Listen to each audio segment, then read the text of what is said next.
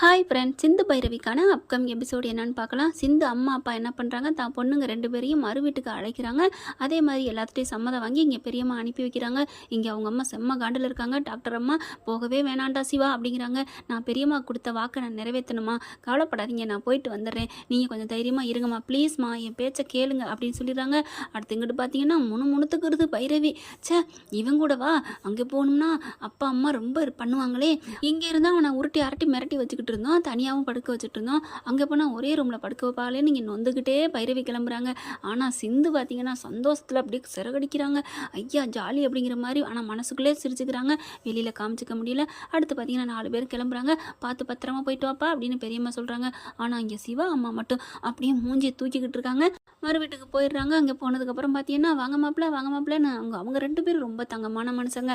பார்த்தா வாங்க வாங்கன்னு கூப்பிட்றாங்க. ஆறுமுகம் பார்த்தீங்கன்னா செம்ம ஜாலியாக ஆமாம்மாம்மா வாங்க வாங்க அப்படிங்கிறாங்க. சிவாவும் வேறு வழியே இல்லாமல் அப்படியே போகிறாங்க.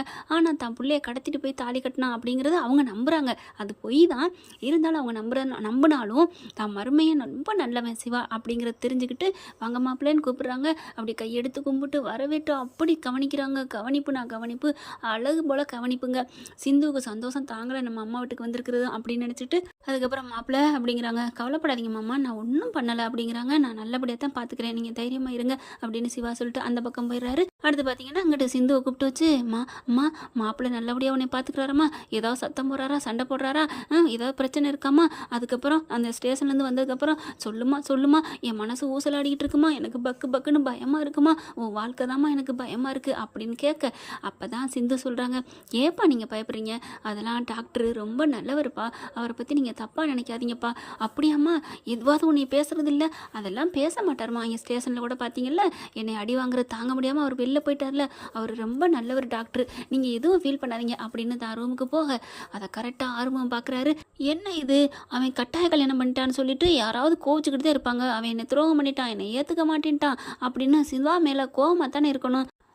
இது என்னடானா சிவா நல்லவர் வல்லவர்னு சொல்லிட்டு இருக்கே, ஒன்றுமே புரியலையே அப்படின்னு ஆறுமுகம் அவரோட புத்தியை அவர் யூஸ் பண்ணி சொல்கிறாரு. ஆனால் இந்த பக்கத்து பைரவி பார்த்தீங்க எப்படி பாரு என் அக்கா எப்படி தன்னை தூக்கிட்டு போய் தாலி கட்டினவன கூட நல்லவர் வல்லவருங்குது, அதுதான் என் சிந்து அப்படின்னு ஆறுமுகத்திட்ட ஒரு தட்டு தட்டிட்டு சொல்லிட்டு போகுது. அடி பாவி, இவளுக்கு இருக்கிற திமிரு, உன்னை இருடி அடக்கிறேன் அப்படிங்கிறாரு ஆறுமுகம். அடுத்து சாப்பாடெல்லாம் வைக்கிறாங்க, சாப்பிட உட்காராங்க. பக்கத்தில் வந்து உட்காருங்க தம்பி மாப்பிள்ளை அப்படிங்கிறாரு. பார்த்தா வேறு வழி இல்லை, மாமாவுக்காக பெரியம்மாவும் சொல்லியிருக்குல்ல, பார்த்து அவங்க மனசு நோகாமல் நடந்துட்டு வாப்பா, அதை சொன்னதுனால. ஆனால் பெத்த தாய் தான் சொல்லுது, அங்கே இருக்காமல் வந்துருப்பா உடனே அப்படின்ட்டு. என்ன பண்ணுறது, பெத்த பாசத்தை விட வளர்த்த பாசம் அதிகங்கிறத காமிச்சிட்டாரு சிவா, நிரூபிச்சிட்டாருன்னு சொல்லணும். சாப்பிட உட்காராங்க. சாப்பிட்டுட்டு இருக்கீங்களே ஊட்டி விடுங்க மாப்பிள்ளை அப்படிங்கிறாங்க.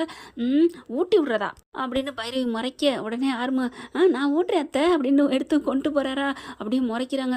அத்தை அப்படிங்கல, ஏய் என்னடி வாங்கிக்கடி அப்படிங்கிறாங்க. அம்மா எனக்கு அதெல்லாம் பிடிக்காதுமா, எனக்கு நானாக தான் சாப்பிடணும், எச்சியெல்லாம் பிடிக்காது அப்படிங்கல.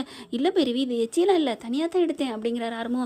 ஐயோ அப்படின்னு சொல்லிட்டு இருக்கல, மாப்பிள்ளை நீங்களும் கொஞ்சம் ஊட்டி விடுங்க, சிந்து நீ வாங்கிக்கம்மா அப்படிங்கல. சிவா ஒன்றும் சொல்ல முடியலை, வேறு வழியே இல்லாமல் ஊட்டுறாங்க. சிந்து அபக்குன்னு வாங்கிக்கிறது. அடுத்து சிந்து என்ன பண்ண சொல்கிறாங்க, நீ ஊட்டுமா அப்படிங்கிற. சிந்து ஊட்டி விட்டுறது, வேறு வழியே இல்லாமல் வாங்கிக்கிறாங்க. ஆனால் ஆறுமுகத்துக்கு தாங்க கொடுப்பனை இல்லாமல் போகுது. பைரவி பிடிச்சி திட்டுறாங்க, ஆனால் ஊட்ட மாட்டேங்குது. பிடிக்காத கல்யாணம் தான் 2 பேரோட கல்யாணமும் 4 பேரோட கல்யாணமும். ஆனாலும் இங்கே பெரும் இதில் சர்ச்சையில் நடந்த இவங்க கூட ஊட்டிக்கிட்டாங்க.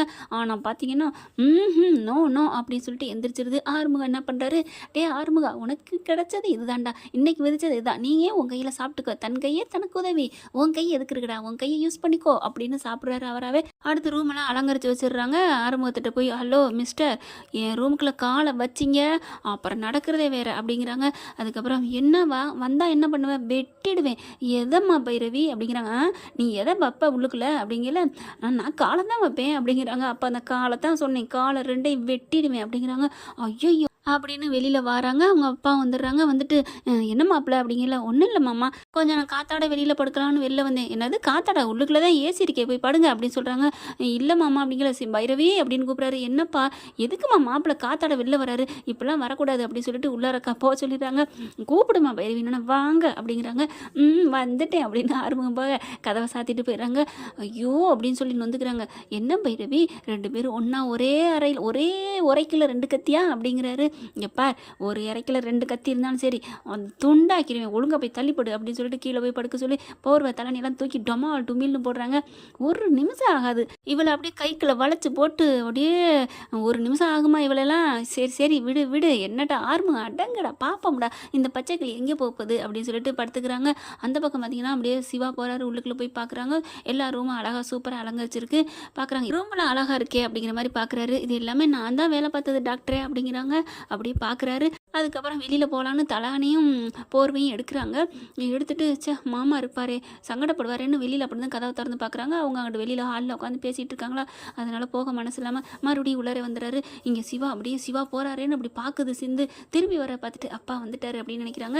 அடுத்து பார்த்தா கட்டில் உட்காந்துட்டு அப்படி தள்ளி உட்காடுறாங்க. ஏன்னா பக்கத்தில் வந்து உட்காருவாராம். எப்படி உனக்கு ஆசை இப்படிலாம் தோணுது அப்படி தான் தோணுது. அடுத்து பார்த்தா அப்புறம் கீழே விரிச்சிட்டு படுத்துடுறாங்க. டாக்டரே நீங்கள் மேலே படுத்துக்குங்க, நான் கீழே படுத்துக்கிறேன் அப்படிங்கிறாங்க. ஒன்று வேணா நீ மேலே படுத்துக்கோ அப்படின்னு சொல்லிட்டு கீழே படுத்துடுறாரு. அப்படியே செல் எடுத்துணுன்றாங்க. இவங்க பாட்டுக்கு அங்கிட்டு படுத்துக்கிறாங்க. பார்த்தா 2 பிள்ளைங்களும் கல்யாணம் பண்ணி பிரம்மச்சாரின்னு கீழே படுக்கிறாங்க. என்ன ஃப்ரெண்ட் பார்க்கலாம் என்ன நடக்க போகுதுன்னு. இந்த பதிவு உங்களுக்கு பிடிச்சிருந்துச்சுன்னா உங்கள் பொண்ணான கையில் ஒரு லைக்கை போட்டு சப்ஸ்கிரைப் பண்ணிடுங்க. Thank you friends.